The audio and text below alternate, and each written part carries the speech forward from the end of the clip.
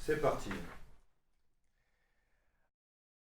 Pour moi, c'est une des plus grandes découvertes récentes musicales. Et puis, donc, découverte de Scarlatti et découverte aussi de Scott Ross, parce que il est devenu pour moi immédiatement l'un des plus grands interprètes de musique. On pourrait se trouver surpris que je parle d'un claveciniste alors que je suis moi-même pas claveciniste mais pianiste.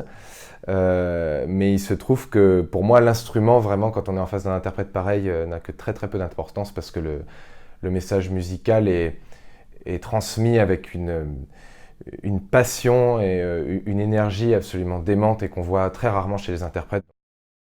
Le film, c'est le film de Foreman, un des premiers films que j'ai vu qui est relatif à la musique dite classique. Je crois que c'est mon père qui m'a branché là-dessus à un moment où il sentait que je manifestais de l'intérêt pour Mozart, pour Bach. Pour moi, ça a été un tournant dans ma vie de voir ce film, ouais, un grand tournant. J'ai un ami, en fait je vais piquer la phrase de mon ami Martin Mirabel qui vient de sortir un livre sur Scarlatti.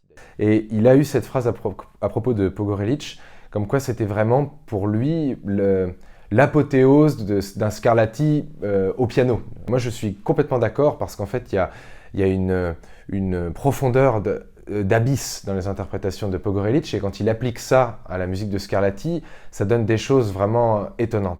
Et le Scarlatti de Pogorelic a cette puissance de séduction empoisonnée, c'est-à-dire que c'est pas un bonbon, quoi. C'est un bonbon mais qui est difficile à mâcher, un bonbon acide.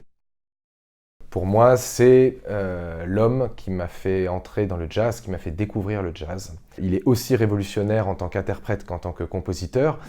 C'est des improvisations qui ne sont pas là pour charmer l'oreille. Visuellement et auditivement, ce que ça dégage comme univers, c'est absolument extraordinaire. Et moi, je me suis accroché au jazz avec lui, en fait, parce que j'ai retrouvé les racines du jazz en partant de Monk et après en remontant dans le temps.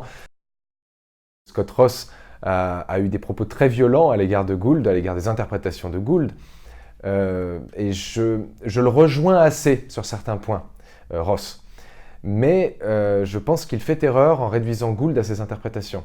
Parce que la véritable découverte que j'ai eue avec Gould, c'est vraiment de découvrir le penseur qu'il y a. C'est pas simplement un interprète, c'est quelqu'un qui peut permettre aux musiciens, aux pianistes en particulier, mais aux musiciens en général, de vraiment voir plus large. C'est quelqu'un qui a une vraie pensée construite. Et je suis un peu gêné quand on l'utilise un peu comme une légende, comme une statue. Alors celui-là, je m'y attendais un peu, bizarrement.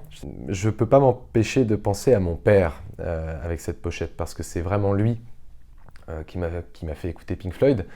C'est tellement un fan de la première heure que voilà, forcément, il m'a transmis aussi la passion qu'il avait pour ce groupe. C'est un groupe extraordinaire, mais c'est comme pour Gould, c'est-à-dire qu'on ne peut pas les réduire à ce qu'ils ont fait musicalement. Finalement, il y a assez peu d'albums dans toute leur carrière. Mais alors, les albums qu'ils ont sortis ont tous vraiment une très très grande importance, historiquement, du point de vue des techniques de l'enregistrement aussi, et puis de la beauté de certaines chansons.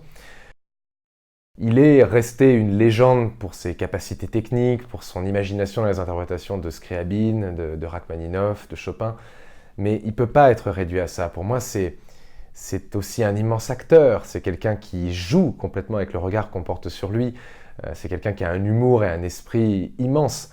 Et c'est quelqu'un qui avait une grande culture aussi. Moi, c'est ce qui me manque un petit peu aujourd'hui chez beaucoup d'artistes. Dans Scarlatti, Horowitz a fait beaucoup pour faire découvrir aux amateurs de piano la musique de Scarlatti.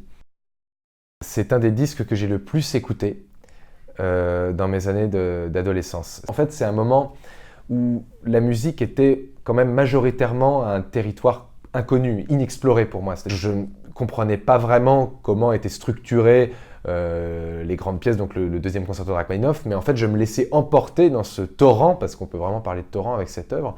C'est rare d'avoir une œuvre qui nous tient comme ça, absolument du premier accord jusqu'au dernier, et comme dans un seul souffle, comme s'il n'y avait qu'un seul thème et qu'une seule chose finalement, pendant une demi-heure, hein, et qu'il n'y a jamais aucune relâche. Il y a un degré d'inspiration dans cette pièce qui est incroyable, et en fait Kissin le rend extraordinairement bien.